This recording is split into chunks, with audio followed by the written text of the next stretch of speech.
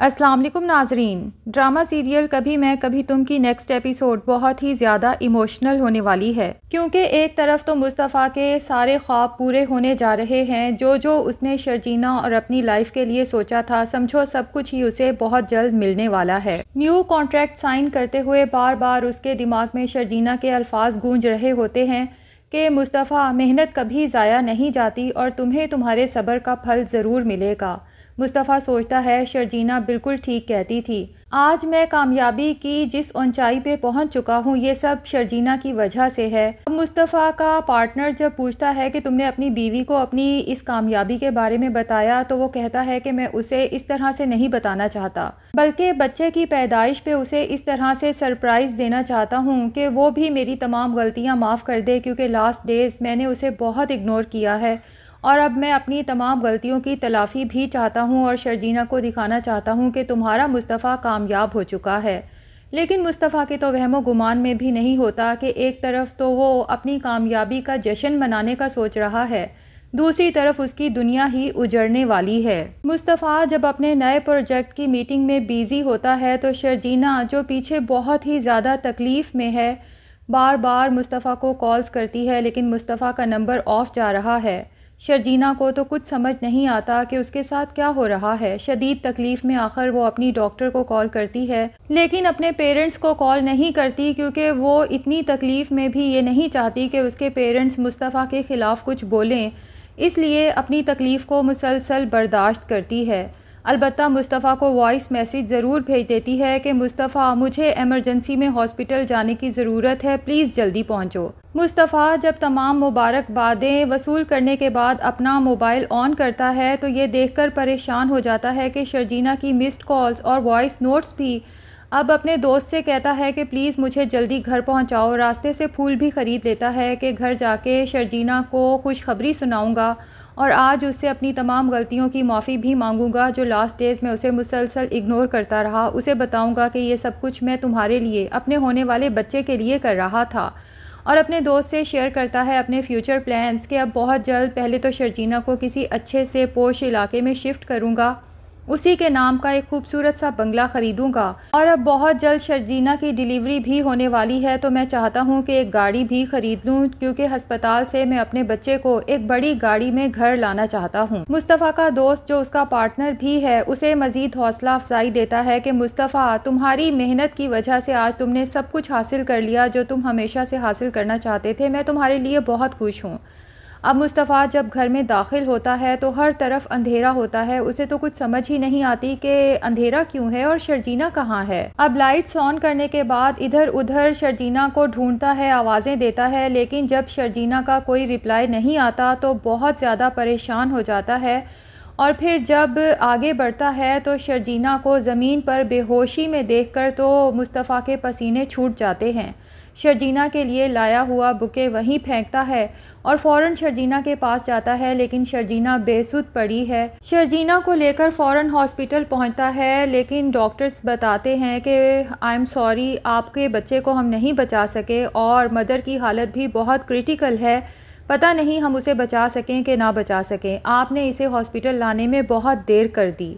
मुस्तफ़ा, जो इसी दौरान शर्जीना के पेरेंट्स को भी इन्फॉर्म कर चुका है कि शर्जीना हॉस्पिटल में है, जब वो पहुंचते हैं डॉक्टर की बात सुन के बहुत परेशान हो जाते हैं। शर्जीना के फादर तो मुस्तफ़ा को सख्त नफ़रत की निगाह से देखते हैं कि हमारी बेटी आज ज़िंदगी और मौत की कशमकश में इसी आदमी की वजह से है। शर्जीना के फादर रो रो के अपनी बीवी से कहते हैं, मैंने कितना समझाया था कि शर्जीना को हमारे पास ले आओ, हम उसका ख्याल रखेंगे, लेकिन इस लड़के ने ज़िद लगाए रखी। शर्जीना ने भी हमारी बात नहीं मानी और आप भी माँ होकर उसे नहीं समझा सकी। शर्जीना की माँ जब देखती है कि उसके हस्बैंड इस कदर परेशान हैं और हाइपर हो रहे हैं तो वो उसे समझाती हैं कि हम हॉस्पिटल में हैं, आप प्लीज़ हौसला रखें और शर्जीना की ज़िंदगी के लिए दुआ करें। मुस्तफ़ा डॉक्टर से कहता है कि प्लीज़ मुझे शर्जीना को एक नज़र देख लेने दें। डॉक्टर उसे समझाती हैं कि वो इस टाइम बिल्कुल बेहोशी की हालत में है, ना तो वो किसी से बात कर सकती हैं और ना ही उनके पास किसी का जाना अच्छा है। लेकिन मुस्तफ़ा जब बहुत ज़्यादा फोर्स करता है तो डॉक्टर को चारों नाचार मुस्तफ़ा को एमरजेंसी रूम में भेजना ही पड़ता है।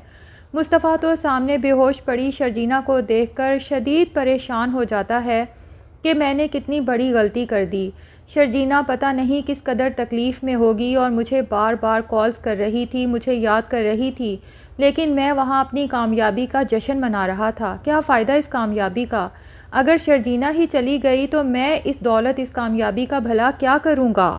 रोते हुए बेहोश शर्जीना से कहता है कि शर्जीना देखो, तुमने मुझसे वादा किया था कि तुम आखिरी सांस तक मेरा साथ दोगी, और अब तो हमारी ज़िंदगी से बुरा वक्त भी गुजर चुका है, अब तो अच्छा वक्त आने वाला है, और ऐसे में तुम मुझे छोड़ के जाना चाहती हो? नहीं शर्जीना, मैं ऐसा नहीं होने दूंगा। अब डॉक्टर मुस्तफ़ा को बाहर चले जाने का कहती है क्योंकि मरीज़ के पास बैठना ठीक नहीं है।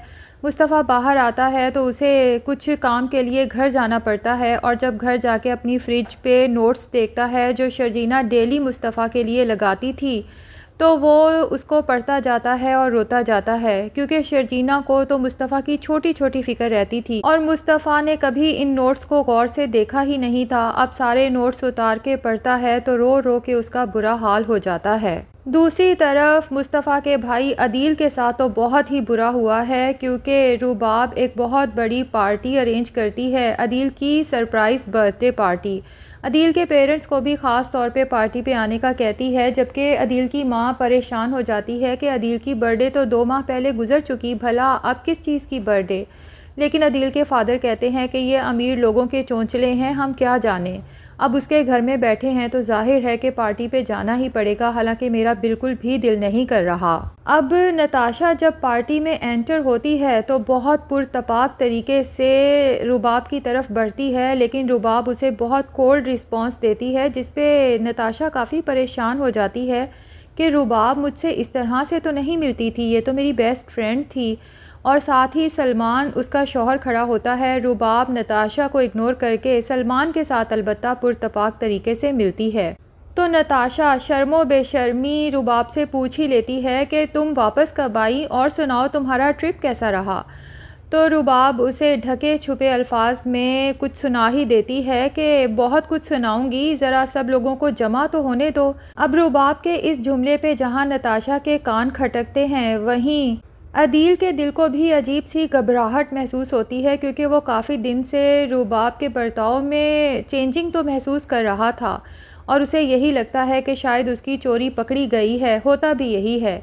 जब सभी लोग जमा हो जाते हैं, अदील के पेरेंट्स भी, तो रुबाब सब लोगों के सामने अदील के कारोबार में घपले से लेकर रिश्ते में धोखेबाजी तक की सारी कहानी सुनाती है, और फिर सभी लोगों के सामने अदील को जलील करने के बाद सलमान से कहती है कि सलमान, अपने दिल पे हाथ रख लो, क्योंकि अब जो मैं तुम्हें बताने जा रही हूँ शायद तुम बर्दाश्त ना कर सको, क्योंकि मेरे शौहर ने मुझे रिश्ते में जो धोखा दिया है वो किसी और लड़की के साथ मिलके नहीं, बल्कि तुम्हारी बीवी और मेरी बेस्ट फ्रेंड नताशा के साथ मिलके।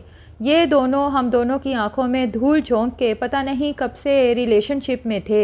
और फिर नताशा का इयररिंग उसके हाथ में पकड़ाते हुए कहती है कि सलमान तुम्हारे लिए हमेशा ऐसी चीज़ चूज़ करता था ना जो कभी किसी और के पास ना हो, तो ये लो अपना इयररिंग, और मुझे अफसोस हो रहा है कि तुमने अपने लिए उस मर्द को मुंतखब किया जो पहले से ही किसी के इस्तेमाल में रह चुका है। तो ये है तुम्हारा स्टैंडर्ड। सलमान तुम्हें क्या बनाना चाहता था और तुम क्या बन गई। और उसके बाद अदील को तो पुलिस कस्टडी में देगी ही, उसके साथ साथ अदील के पेरेंट्स को भी अच्छी खासी सुनाएगी, जलीलो रुसवा करके उन्हें घर से निकाल देगी।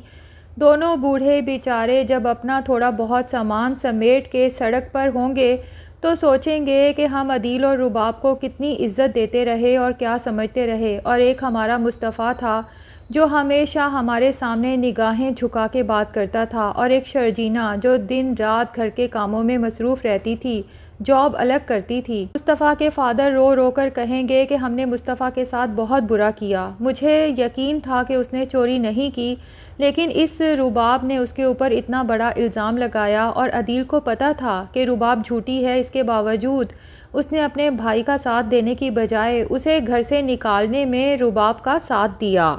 आधी रात को मुस्तफ़ा और शर्जीना को हम लोगों ने घर से निकाल दिया, ये सोचे बगैर कि वो दोनों कहाँ जाएंगे, किस तरह से गुज़र बसर करेंगे। और आज देख लो हमारी चुप की सज़ा हमें किस तरह से मिल रही है कि हम भी मुस्तफ़ा और शर्जीना की तरह बेयारो मददगार हो चुके हैं। तो नाजरीन, क्या लगता है, क्या शर्जीना बच जाएगी? और मुस्तफ़ा को जब पता चलेगा कि उसके भाई अदील पर पुलिस केस बना है और वो कस्टडी में है, तो क्या वो अदील की ज़मानत करवाएगा या नहीं? कमेंट सेक्शन में अपनी राय का इजहार ज़रूर करें और अगर हमारे चैनल पे नए हैं तो प्लीज़ चैनल को भी सब्सक्राइब कर लें।